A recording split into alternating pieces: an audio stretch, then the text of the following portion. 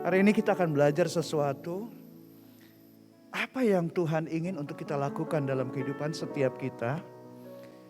Baik secara pribadi maupun secara bersama-sama. Dan sebelum itu, saya ingin menyampaikan salam hangat, salam kangen dari Pastor Andy dan Pastor Lia. Dan juga keluarga besar Growth Center Jakarta untuk Growth Center Manado. Dan hari ini kita mau bawa oleh-oleh dari Jakarta. Karena selama bulan Maret kita belajar tentang komunitas. Ikan arsik babungkus kertas. Hidup makin asik dengan berkomunitas. Gitu. Berikan tepuk tangan buat Tuhan. Nah, oleh karena itu judul khotbah saya hari ini adalah Rafiki. Ya. Siapa yang pernah nonton The Lion King, film kartun The Lion King? Lion King yang pertama ada, banyak nih ya. Saudara, Rafiki adalah salah satu tokoh yang ada di film The Lion King. Seperti apa? Nah, ini seperti ini nih. Ya. Boleh kasih lihat? Nah, ini dia fotonya Rafiki, ya. Jadi ceritanya begini, waktu hari libur Nyepi yang lalu, kami tuh sekeluarga di rumah nonton The Lion King. Ya. Dan salah satu segmen yang menarik adalah momen di mana Simba ini singa muda yang dia tuh mengasihani dirinya sendiri terus dan dia kehilangan arah dan tujuan setelah ada satu kesalahan yang tragis. Nah, Simba itu ingin melupakan segalanya. Dia menyangkal siapa dirinya dia dan dia mengingkari panggilannya yaitu untuk menjadi raja, ya, raja hutan untuk menggantikan papanya. Papanya Simba namanya Mufasa, ya. Nah, kesakitan masa lalu yang dialami oleh Simba karena kematian Mufasa papanya itu menjadi beban untuk masa depannya dia, bahkan betul-betul nyaris menghancurkan kehidupan dia. Simba menghindari semuanya dengan menjerumuskan dirinya ke dalam kehidupan yang bermalas-malasan, ya, dan memanjakan dirinya. Nah, hal ini bagi Simba itu sangat menyenangkan dia. Sampai akhirnya satu hari Simba bertemu dengan Rafiki. Rafiki ini adalah seekor kera mandril, ya. Itu kera besar dari Afrika Selatan. Ya. Mukanya memang wajahnya seperti itu, ada biru-birunya gitu. Nah, Rafiki waktu ketemu sama Simba, dia menyanyikan lagu yang ya pendek-pendek lagunya dengan ya nada-nada yang gak jelas gitu ya. Lalu Rafiki ngomong begini, aku tahu siapa kamu, I know you gitu. Tapi nadanya tuh terkesan mengejek gitu loh, bikin kesel Simba. Lalu terjadilah di momen itu kejar-kejaran antara Simba dengan Rafiki.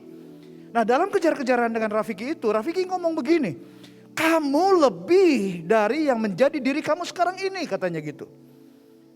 Nah, Simba kan heran gitu. Nah, kejar-kejaran terus sampai akhirnya mereka tiba di sebuah danau di dalam satu hutan. Nah, Rafiki ngomong begini, aku tahu siapa diri kamu. Kamu adalah anak Mufasa. Lalu Rafiki menyuruh Simba melihat wajahnya di air di danau. Ya. Dan Rafiki bilang, lihat itu ada wajah siapa. Nah, tetapi waktu Simba melihat di air di danau itu, Simba malah melihat wajahnya sendiri. Simba bilang, ini wajah saya sendiri kok. Rafiki bilang, nah, coba lagi. Lihat lagi. Lalu Rafiki lempar batu ke danau itu, ya. Dan kemudian airnya kan bergelombang tuh. Nah, setelah airnya tenang, Simba melihat lagi. Di pantulan wajahnya itu bukan wajahnya Simba, tapi wajah papanya Simba, yaitu Mufasa. Peristiwa itu membuat kepercayaan diri Simba itu bangkit. Gambar dirinya saat itu juga pulih dan dia berlari memenuhi panggilan dan takdirnya. Akhirnya singkat cerita Simba menjadi raja hutan. Nah, saudara, di dalam bahasa Swahili, ini bahasa yang dipakai oleh banyak negara, banyak bangsa di Afrika. Mufasa itu artinya raja. Simba artinya kekuatan. singa, warrior, pejuang. Arti lain adalah leader, pemberani. Nah, Rafiki artinya sahabat. Nah, apa kaitannya judul khotbah saya Rafiki dengan tema kita di bulan Maret ini, yaitu tentang komunitas, saudara. Jadi begini teman-teman, di dalam kamus Merriam-Webster, next, essential meaning of community is a group of people who have the same interests, the same religion, same race, same goals, same values. Jadi yang namanya komunitas ini adalah kumpulan dari orang-orang yang memang sepakat mempunyai kesukaan yang sama, mempunyai keyakinan yang sama, mempunyai nilai yang sama untuk satu tujuan yang sama. Yang mengerti katakan heeh. Ya. Nah, kita perlu ingat Bapak Ibu Saudara, visi dari Growth Center adalah mempersiapkan umat yang layak bagi Tuhan. Lukas 1 ayat 17. Jadi Bapak Ibu Saudara yang baru sore hari ini baru bergabung, baru beribadah pertama kali di Growth Center. Saudara perlu mengetahui bahwa visi gereja ini adalah mempersiapkan umat yang layak bagi Tuhan. Kenapa harus mempersiapkan umat yang layak bagi Tuhan? Karena tujuan kita adalah surga. Hidup di dunia ini hanya sementara. Kehidupan di dunia ini adalah satu persiapan kematian. Untuk apa? Surga. Karena kekekalan bicara cuma dua, surga dan neraka toh. Nah saudara dikasih dalam Tuhan, agar kita bisa masuk surga, maka kita harus bertumbuh. Katakan sama-sama bertumbuh. Bertumbuh untuk menjadi serupa Kristus. Dimulai dari cara berpikir kita, cara kita berkomunikasi, cara kita bertingkah laku, itu serupa dengan Kristus. Halo sayang, aku kaget istriku udah datang. Ada getaran beda. Ketika seseorang yang mengasihi kita dan kita kasih itu hadir, beda. Begitu juga kalau kita mengerti kita dikasih Tuhan dan dikasih Tuhan, mengasihi Tuhan, beda loh perasaannya. Ya, nah saudaraku dikasih dalam Tuhan, kembali. Hubungan atau relasi, itu yang membuat kita bertumbuh. Pertanyaannya adalah hubungan yang seperti apa? Yaitu satu hubungan yang membuat setiap kita mengalami yang namanya spiritual transformation. Satu perubahan ke arah yang lebih baik di dalam kerohanian kita. Untuk kita menjadi serupa dengan Kristus. Nah, Alkitab memberikan petunjuk agar kita mengalami spiritual transformation in relationship. Kita mengalami perubahan ke arah yang lebih baik dalam kehidupan kerohanian kita.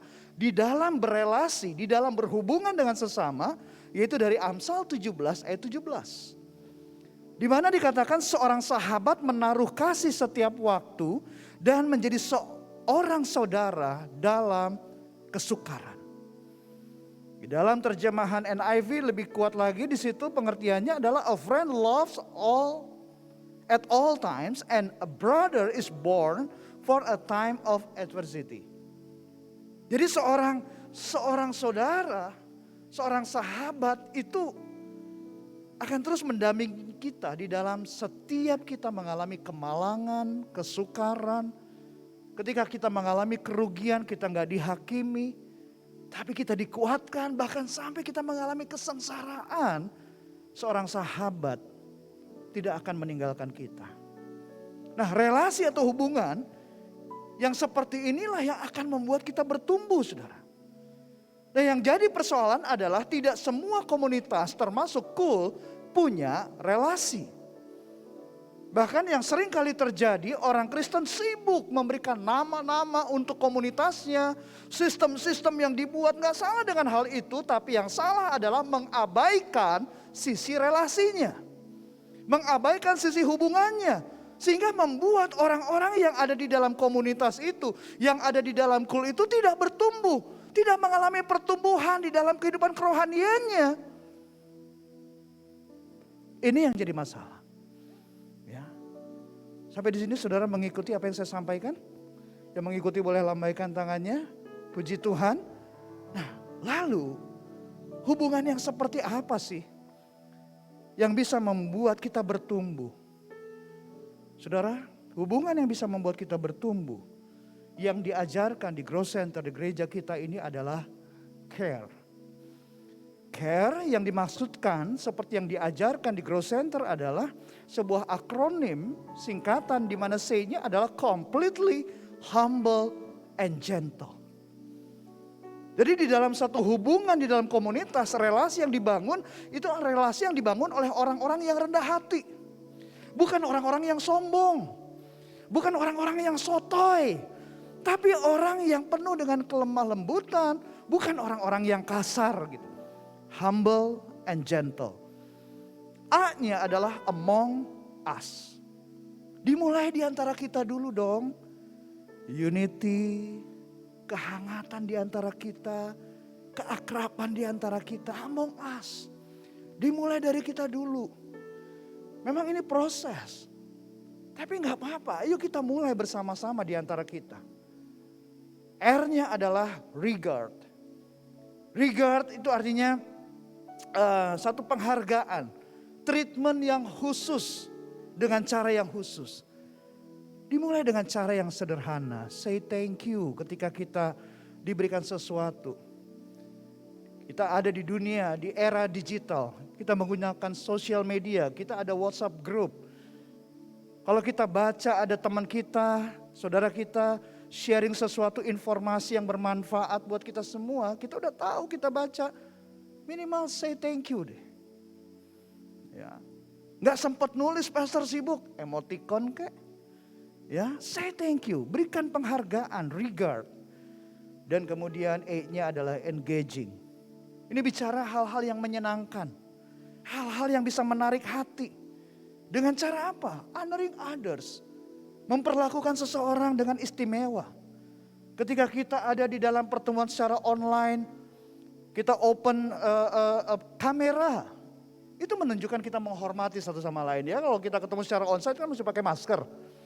Tapi online kesempatan kita buka masker kita. Kita buka kamera kita. Itu menunjukkan kita tuh ingin menyenangkan satu sama lain. Kita menghormati satu sama lain. Ya, kecuali kalau alasan teknis ya. Pastor Chandra dan Pastor Nova adalah pasangan yang tahu menyenangkan orang. Tahu makanan kesukaan pastoral GC itu tahu. Ya. Jadi kalau Monty ke Manado, so pasti makanan ikan dan sayur. Itu ada, pasti ada. Ya. Ada lagi makanan Padang. Itu tahu mereka kesukaan saya. Cuman maaf saya nggak menyebutkan nama restorannya ya. Karena restoran tersebut tidak mensponsori ibadah kita, betul ya Pastor ya. Pokoknya makanan itulah, Pastor Chandra dan Pastor Nova tahu. Nah, care ini perlu mewarnai relasi di antara kita. Kenapa? Karena hasilnya so pasti di dalam kul menjadi begitu hangat. Begitu menyenangkan. Begitu ngangenin. Ya. Kangen pengen ketemu lagi. Dan yang paling penting kita bisa merasa aman. Karena komunitas kul menjadi safe place buat kita. Menjadi tempat yang aman buat kita. Kita gak takut dihakimi, kita gak takut diabaikan. Kita gak takut dicuekin, kita gak takut dibully. Karena isinya adalah safe person. Orang-orang yang aman buat kita. So perhatikan baik-baik. Kul ini sebagai kelompok kecil yang memiliki peranan penting bagi pertumbuhan. Tetapi kelompok kecil ini juga bisa menjadi penghalang.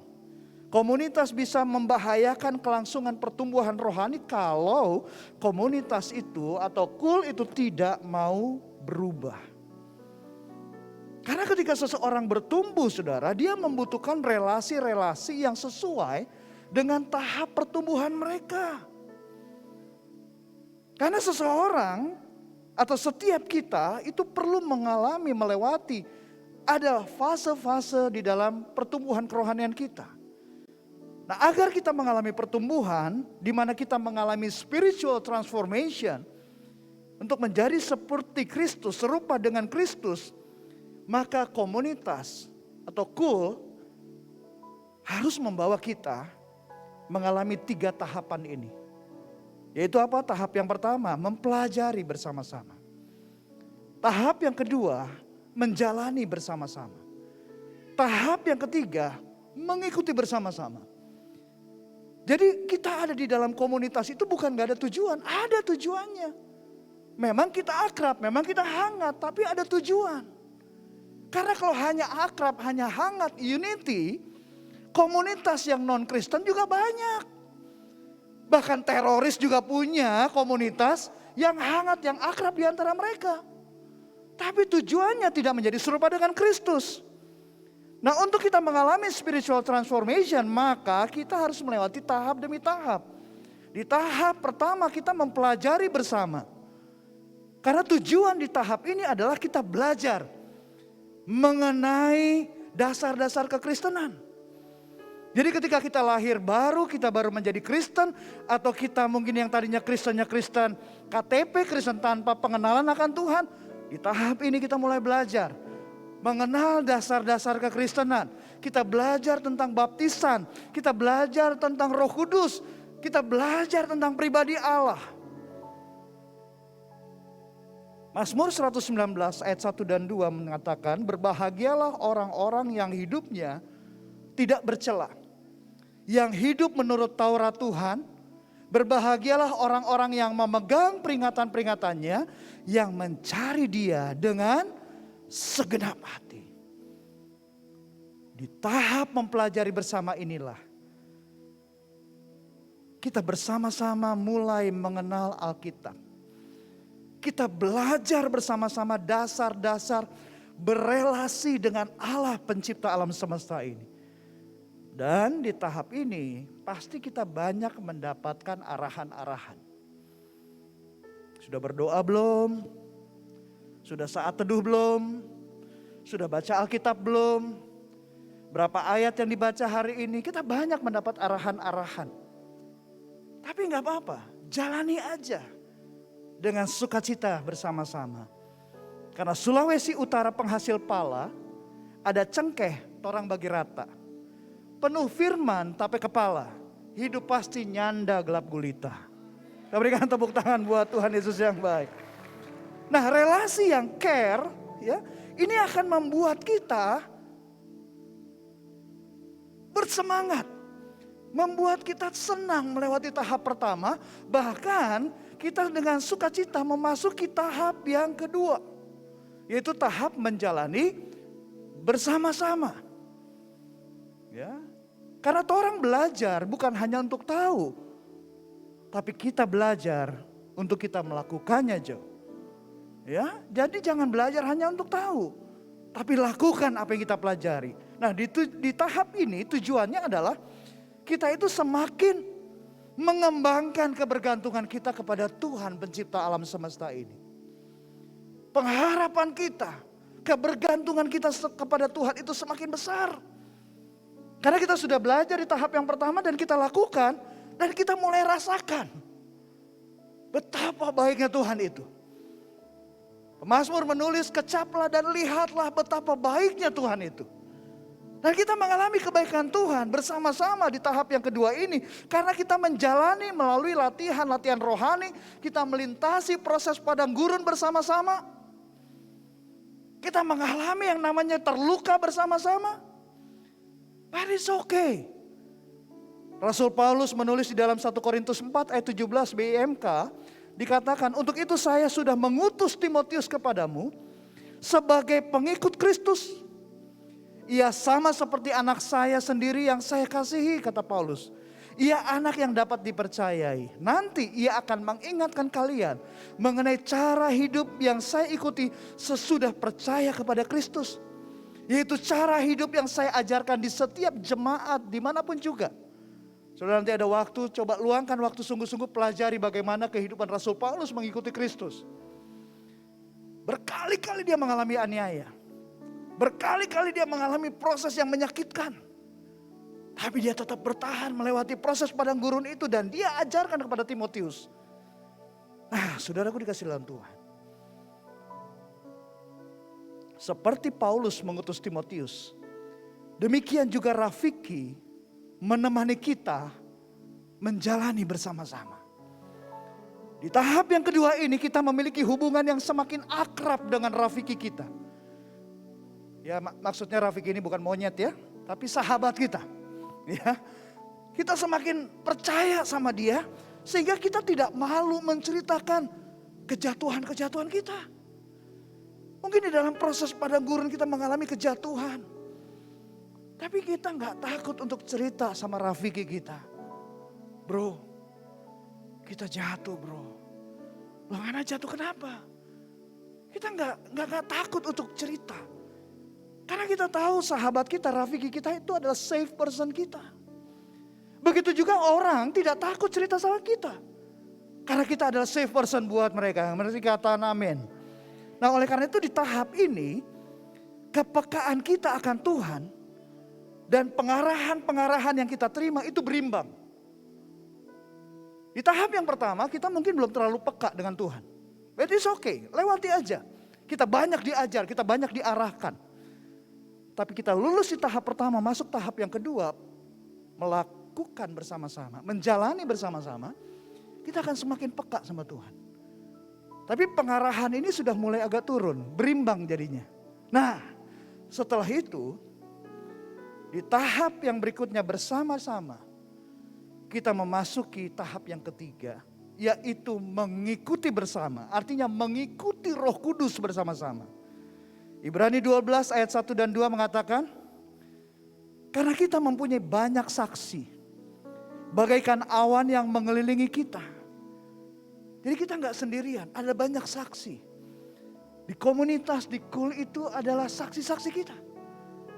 Dan kita lakukan bersama-sama. Penulis Ibrani ini mengatakan, kita, marilah kita menanggalkan semua beban dan dosa yang begitu merintangi kita. Dan berlomba dengan tekun dalam perlombaan yang diwajibkan bagi kita. Marilah kita melakukannya dengan mata yang tertuju kepada Yesus, yang memimpin kita dalam iman dan yang membawa iman kita kepada kesempurnaan, yang dengan mengabaikan kehinaan tekun memikul salib ganti sukacita yang disediakan bagi Dia yang sekarang duduk di sebelah kanan tahta Allah. Saudara, di tahap yang ketiga ini, kerohanian kita semakin kuat di dalam Tuhan.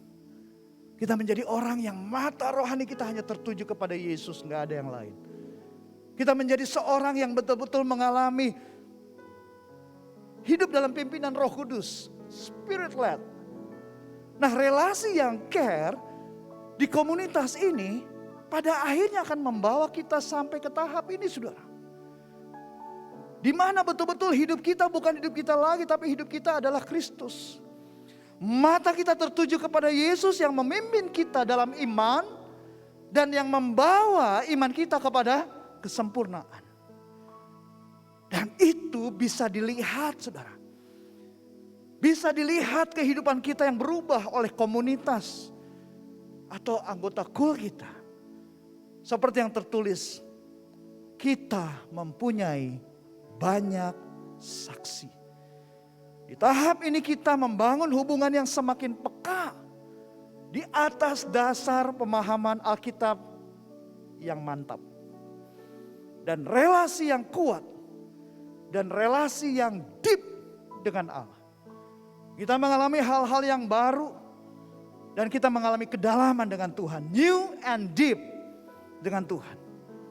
Di tahap ini kita akan semakin banyak kepekaan kita kepada Tuhan. Pengarahan udah semakin sedikit, saudara. Di tahap ini kita gak ditanya-tanya lagi, udah baca Alkitab belum, berapa pasal? Enggak lagi. Karena itu sudah menjadi kehidupan kita. Bagiku hidup adalah Kristus, mati adalah keuntungan. Itu adalah kehidupan kita. Walaupun kita menjalani ya secara normal. Kak Gloria sebagai dokter ketemu juga dengan teman di komunitas yang sama-sama dokter. Dokter Hedi ngomong-ngomong, gimana? Lagi apa? Lagi sibuk apa? Oh kita ngalamin begini-begini, biasa aja, sama seperti orang pada umumnya, biasa, normal omongannya. Tapi mereka bisa sharing. Lewat kejadian ini kamu dapat pesan Tuhan apa? Oh kencang, oh kita Tuhan dapat begini. Tuhan bicara begini. Tepat. Gitu. Pebisnis ketemu sama pebisnis, ngomong bisnis, biasa ngomong bisnis. Tapi setelah itu mereka bisa sharing, Tuhan bicara apa? Tuhan kasih ide apa? Dan itu tepat. Karena jalan-jalan yang Tuhan berikan adalah jalan-jalan yang menuju kita kepada kemenangan dan kelepasan, kesempurnaan yang percaya katakan amin. Ini yang membuat kekristenan berbeda, saudara. Ada perubahan, spiritual transformation in relationship. Pertanyaannya sekarang, siapa yang ingin bertumbuh menjadi serupa dengan Kristus? Kita semua ya mau bertumbuh seperti Kristus. Pertanyaan kedua, saudara punya rafiki enggak? Ada enggak rafiki saudara? Saya suka beberapa dari saudara udah ngelihat satu sama lain lagi. Berarti udah dapat, itu bagus. Bagus. Pertanyaan berikutnya adalah kamu bisa enggak menjadi rafikinya dia? Sahabat buat dia. Karena setiap kita bisa mengalami kesakitan masa lalu. Dan kesakitan masa lalu bisa meninggalkan luka batin yang masih basah. Dan kalau ini gak disembuhkan, itu bisa membuat jalan kehidupan kita tuh rasanya begitu berat. Seperti Simba. Seperti Simba di film The Lion King itu mengalami kesakitan masa lalu. Yaitu kematian papanya dan beban masa depan dia yang menghancurkan dia. Sampai pada akhirnya Simba bertemu dengan Rafiki yang menyadarkan siapa dia. Temukan Rafiki saudara atau saudara menjadi Rafiki mereka yang menyadarkan kita. Bahwa kita adalah anak Allah. Kita diciptakan menurut gambar dan rupa Allah. Kejadian kamu dahsyat dan ajaib. Ajaib apa yang Tuhan perbuat. Tuhan akan membawa kamu naik dan tidak menjadi turun. Menjadi kepala dan bukan menjadi ekor. Apa yang kamu lakukan bersama dengan Tuhan, Tuhan akan membuatnya berhasil. Rafiki berbicara seorang sahabat yang menaruh kasih setiap waktu. Dan menjadi saudara dalam melewati 3 tahapan ini. Bersama dengan Rafiki kita mempelajari bersama-sama. Menjalani bersama-sama dan mengikuti Tuhan bersama-sama. Sahabat menaruh kasih setiap waktu. Dan menjadi saudara dalam kesusahan kita, kesengsaraan kita. Kita memiliki sahabat-sahabat yang care, sahabat-sahabat yang menyenangkan. Karena Rafiki akan mendorong kita mengasihi Tuhan dan mengasihi sesama. Rafiki akan berjalan bersama kita untuk bertumbuh menjadi serupa dengan Kristus. Rafiki menemani kita. Rafiki mengingatkan kita, mengarahkan kita untuk mengalami spiritual transformation. Yaitu kehidupan yang serupa dengan Kristus. Dan ketika kita memiliki kehidupan seperti Kristus, maka orang bisa melihat. Karena cirinya begitu jelas. Seorang yang memiliki kehidupan Kristus, dia akan selalu terhubung dengan Allah sebagai sumber kehidupan kita. Tetapi sepenuhnya dia siap untuk melayani dan memberi ketika Allah menghendakinya. Amin. Kita bangkit berdiri bersama-sama. Haleluya. Haleluya. Menyenangkanmu, senangkanmu, hanya itu kerinduanku. Menyenangkanmu, senangkan hati, hanya itu kerinduanku. Katakan sama-sama, menyenangkanmu, menyenangkanmu, senangkanmu, hanya itu kerinduanku. Menyenangkanmu, senangkan hatimu, hanya itu kerinduanku. yang baik. Dia suka. Ketika kamu berhasil dalam studi kamu, dia suka. Tuhan juga suka ketika kamu berhasil di dalam bisnis kamu, Tuhan suka. Tuhan suka ketika kamu melayani dengan rajin, Tuhan suka.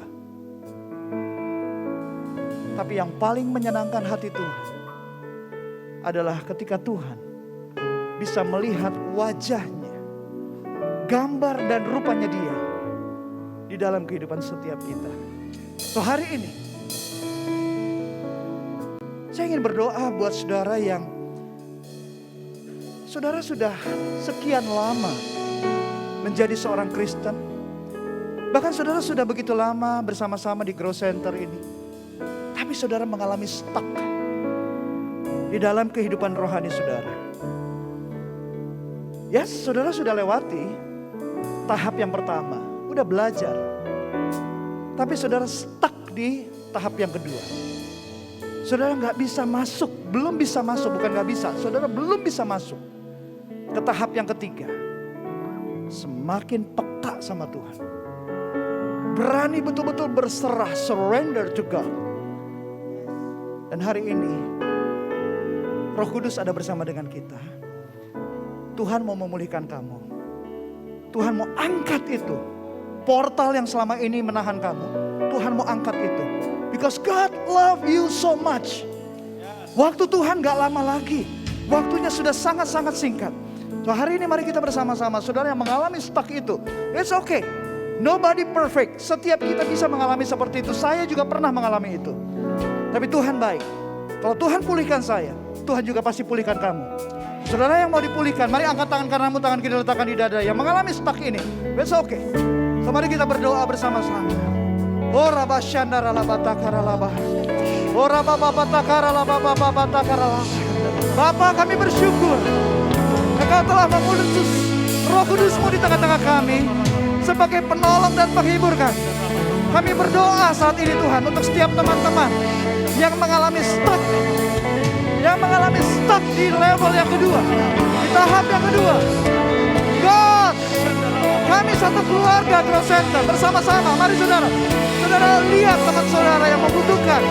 Teroboh saat ini doakan, angkat tangan saudara. God, Tuhan, datanglah kerajaan-Mu, jadilah kehendak-Mu di tempat ini seperti di surga. Tuhan angkat setiap portal yang ada, setiap keraguan, setiap kecurigaan, bahkan ketidakpercayaan akan kuasa Tuhan mulai luntur. Hari ini terobosan terjadi. Kuasa Roh Kudus-Mu ya Tuhan. Berdoa. Saudara yang sudah bisa berbahasa roh, berdoa dalam Roh Kudus.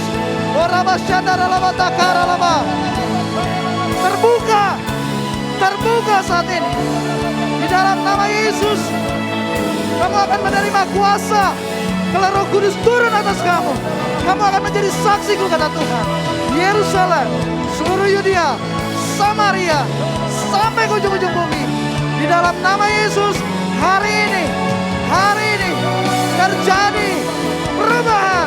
Dalam nama Yesus, menyenangkanmu. Senangkanmu, hanya itu kerinduanku. Menyenangkanmu, senangkan hatimu, hanya itu kerinduanku. Malam hari ini, siapa yang diberkati boleh lambaikan tangan. Saya percaya ada sesuatu yang baru yang Tuhan sementara kerjakan dalam kehidupan Bapak Ibu sekalian, amin.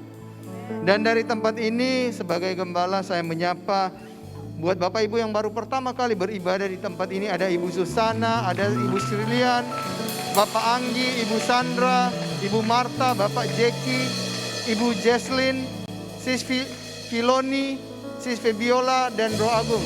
Welcome home, selamat datang di rumah Grow Center. Kami rindu untuk mengenal Bapak Ibu sekalian lebih lagi dan bisa menjadi keluarga dari keluarga besar Grow Center. Kalau minggu depan bisa beribadah bersama-sama, kami rindu untuk bisa beribadah bersama-sama dengan Bapak Ibu sekalian. Amin. Dan Yuk kita sebelum mengakhiri ibadah kita arahkan tangan buat Pastor Monty dan Pastor Esther yang dari Jakarta sudah datang menjadi saluran berkat dari kemarin. Bapa, kami berdoa di dalam nama Tuhan Yesus, kiranya kekuatan, pengurapan, kasih dan anugerah Tuhan melimpah dalam kehidupan Pastor Monty, Pastor Esther. Berkati hamba-hambamu dengan kepekaan yang dari Tuhan untuk membawa terobosan demi terobosan di dalam setiap pelayanan yang Tuhan percayakan. Banyak pemulihan terjadi dalam setiap pelayanan hambamu. Kami berdoa berkati baik pribadi, keluarga, bahkan pelayanan yang Tuhan percayakan. Itu atas Pastor Monty, Pastor Esther dan keluarga. Dan biar kiranya nama Tuhan Yesus dipermuliakan. Di dalam nama Tuhan Yesus kami berdoa dan mengucap syukur. Haleluya. Amin. Kita akan akhiri. Yuk sama-sama kita siapkan hati, kita akan terima berkat. Kiranya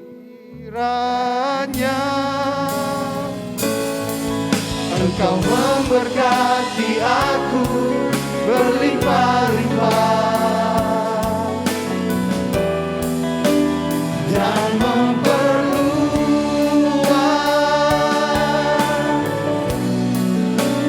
daerahku,